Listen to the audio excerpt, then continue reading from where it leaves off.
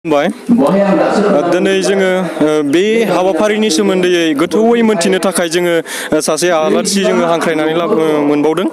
बिथाङानो जाहैबाय बे आइडिअर बियाब बाथौ गौथुमनिनो गाहाय आफादगिरि बिथाङा जोंनि गेजेराव दङ। दिनैनि हाबाफारिनि सोमोन्दै जोंनो एसे फोरमायग्रोदो। खुलुमबाय। आइडिअर बियाब गौथुम आफादनि 33थि बोसोरसालिया दिनै मेयानिफ्राय जानानै दिनै दा गेवलां मेल सोलिगासिनो दं आरो बे गेवलां मेलाव जोङो आलासि बिलासि गासैखौबो लिंखादोंमोन आरो मैया जोङो दाफुंथायारि किसुमान बाथ्राफोरखौ जोङो गोगोमै जोङो सावरायनाय जादों। जायनि बे थांखियाव जोङो आइडिअर बियाबनि आन्डाराव जोंहा 45 भिलेज दं आरो बे 45 भिलेजाव जों माखासे गोजान जानायखाय बा बिनिफ्राय खलिहयसिम उत्तर गुवाहाटिसिम जोंहा गामि जोंहा दंखायो आरो बेबायदिहायनो जोंहा माहाय असुबिदा जानायखाय जोंहा मैया मोनसे थांखि लादों। बे थांखियानो जाबाय कि जों माखासे माने गोजानखाय मोनसे प्राइमारि मोनसे दानाय आरो गेजेराव जिथु जोङो गलायगाव ओनसोलनि जिखिनि गामि दङ बेयाव 18 to 20 भिलेज दङ बेखिनियाखौ आरो मोनसे प्राइमारि मोननै प्राइमारि दानाय मोनसे सिद्धान्त मोनसे जादों।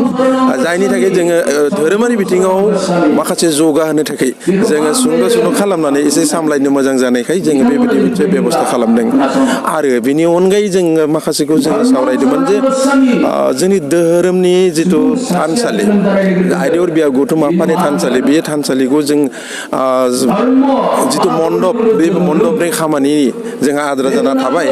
बे आद्रा जानायखौ जोङो मावनो थाखाय सिगाङावनो टारगेटआ दंखायो खिन्थु जोङो बेबायदि मावनो हायाखै। बेनि थांखिया जाहाथे जोङो थाबैनो मावनो थाखाय रायजोनिफ्राय हेफाजाब मोनो बेखौ जोङो मोनसे प्रस्ताबखौ लानानै जोङो थिग खालामनाय जाबाय। गुवाहाटि बिदि माने खलिहय निजगुरि आरो खानापारा बे मोनथाम गामि दङ जाय आसलथे जोंहा बेयाव थांलाय फैलाय एसे उसुबिदा जायो। जों सानफ्रोमबो थांनानै बिथांमोनखौ माखासे खामानिफोराव हेफाजाब होनो हाया। दा बेखायनो जोङो बिथांमोननो सुबिदा मोनसे माने बिथांमोननि माबाफोर जेंना जेंसिखौ बिथांमोना सुफुंनो हानायै बिथांमोनखौ एसे साब कमिटि मोनसे माने प्राइमारि कमिटि मोनसे दानाय जोङो सिन्था खालामदों। जोबनायाव बेखौनो मोनथिनो लुबैबाय दा दसे नोंथांमोननि बे गौथुमनि सोमोन्दै एसे जोंनो फोरमायगोन नामा हालोदखौ? जोंनि गौथुमनि हालोदा रांखान्थिनि सायाव खोब मोजां जायाखै। बेनि थाखाय जोङो गोबां सम बिदिनो बहुद खस्थ' खालामनो गोनां जायो। जायनि थाखाय जोंहा माखासे खामानिफोराव मेजर खामानिफोराव जोङो दावगानो हाया। दा बेनो जोंहा समस्या। नाथाय जोंनि आइडिअराव जिखिनि धोरोमारि बिथिङाव जिखिनि सुबिदा दङमोन सिगाङाव दा बहुद मोजां जाना फैदों आरो दा आं सानोखि इयुनाव बेबायदि आइडिअराव खामानि मावनो थाखाय जेबो उसुबिदा जानाय नङा बेखौ सानो। आरो बेखौनो सोंनो लुगैबावबाय नोंथांमोननि बे आइडिअर बियाबनि जे बाथौ सिबियारि रायजो राजा बिथांमोननो माबाफोर फोरमायनो गोनां बाथ्रा दङ नामा?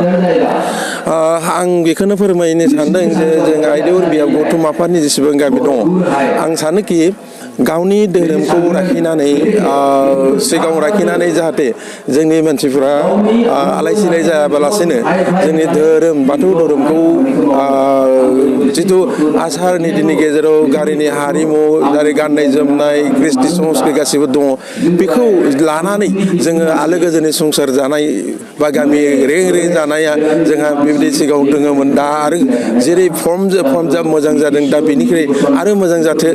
दा बेखौ आङो आलाय सिलाय जायाबालासिनो जोंहा गोग्गोम महर हिसाबै लाबोनो थाखाय आङो हांख्रायगोन।